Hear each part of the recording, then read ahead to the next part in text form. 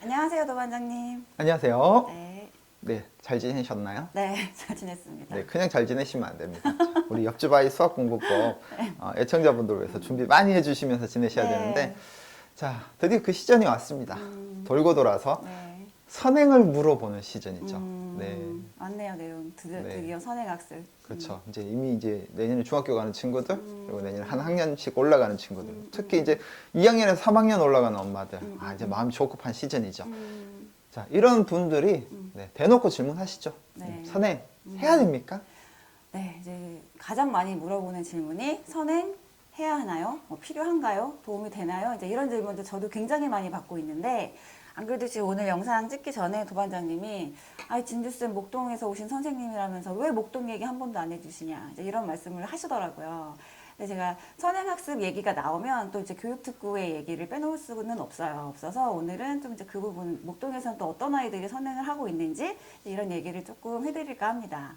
네, 선행학습 하면 일단 그 선행학습의 목적부터 우리가 생각해 볼 필요가 있어요. 그러니까 어떤 아이들이 선행을 해야 되나, 이제 이 부분을 조금 생각해 볼 필요가 있는데, 제가 이제 목동에서 봤을 때 선행학습이 분명히 필요한 아이들이 있어요. 근데 그 아이들이 어떤 아이들이냐? 첫 번째로는 일단 어려서부터 뭐 초등학교 2학년이 됐든 3학년이 됐든 우리 아이 영재고나 과고 보내겠다, 이렇게 확실히 아이의 진로에 대해서 딱 정해놓은 아이들이 있거든요. 그런 아이들은 선행을 할 수밖에 없어요.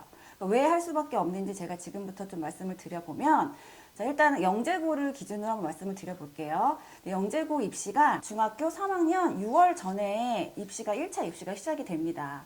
이제 그러면 우리가 그 시점을 기점으로 해서 아이가 수학 공부를 해야 될 거를 좀 역산을 해서 추정을 해볼 수가 있는데, 영재고나 과고를 준비하는 아이들이 필수적으로 공부하고 있는 게 있어요. KMO라고 수학 올림피아드라는 이제 시험을 준비를 하는데, 이제 그 시험이 이제 준비하기 위해서는 필요한 기간이 있겠죠. 꼭 필요한 기간이 있을 건데, 그 경시대회에서 필요한 경시 이론을 준비하는 시간이 있을 거고, 그 다음에 이론이 끝나면 그 다음에 실전 문제를 준비하는 시간이 있을 거예요. 근데 이제 이렇게 경시 입문이나 실전을 준비하기 위해서는 고등학교 1학년 수준의 수학을 어느 정도 마스터를 해놓고 경시를 시작을 해야 조금 쉽게 받아들일 수 있는 그런 좀 특징이 있거든요.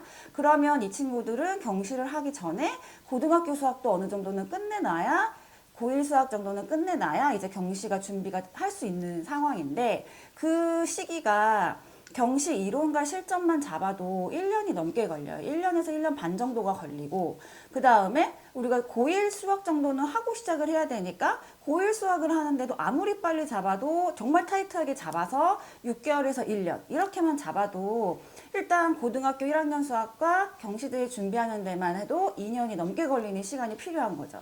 근데 아까 제가 방금 말씀드렸듯이 중학교 3학년 6월에 입시가 시작이 되면 이 친구들은 중학교 1학년 때는 이미 고등수학을 하고 있어야 되는 거예요.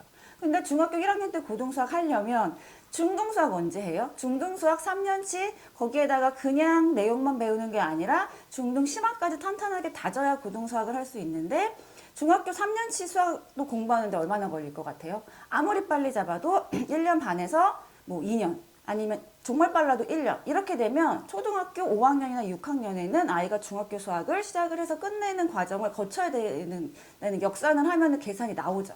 그러니까 이 친구들은 초등학교 4학년 전에는 이미 초등수학은 어느 정도 마스터가 돼 있어야 중등수학을 할 수 있다. 이렇게 계산을 최소한으로 잡아서 역산을 했을 때도, 입시를 기준으로 이렇게 역산을 했을 때 따져보면 우리 친구들이 4학년에는 중등수학을 시작을 해야 되고 3, 4학년 때는 초등수학을 마무리 지어야 되는 스케줄이 나오잖아요. 그러니까 이런 친구들, 내가 목표를 확실히 가지고 수학을 공부를 해야겠다 하는 친구들은 선행학습을 할 수밖에 없는 거죠.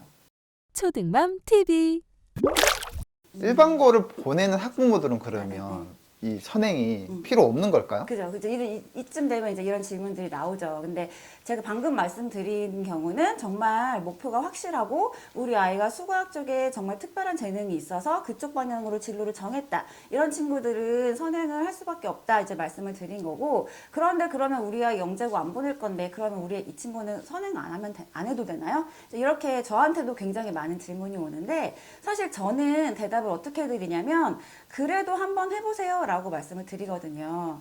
그러니까 왜 우리 친구들이 이제 초등학교 3학년, 4학년 된 친구들인데 앞으로 이 친구들의 꿈이 어떻게 바뀔지도 모르고 진로가 어떻게 정해질지도 모르는 상황에서 사실 우리 집 아들이 있는데 그 아들이 중학교 1학년쯤 돼가지고 갑자기 엄마 저 영재고 가고 싶어요. 과학고 가고 싶어요. 이렇게 했을 때 너 지금 수학 선행 하나도 안 해서 못 가. 이러면 너무 아깝잖아요. 그러니까 아예 역량이 된다면 일단은 한번 조금 역량이 되는 한 선행을 좀 시켜보시고 그러다가 이 친구가 너무 이제 힘들어하거나 아예 역량이 부족하다 싶으면 그때 가서 조금 조절을 하는 방향이 얼마든지 있으니까 일단은 무조건 현행이 중요해. 선행 필요 없어. 이제 이렇게 너무 단정적으로 생각하지 마시고 일단 저에게 이제 그렇게 질문을 하면 저는 일단 시켜보세요. 이렇게 이제 말씀을 드려요. 근데 여기서 이제 중요한 게 있죠. 선행을 하는 건 중요한데 올바른 선행을 해야 된다.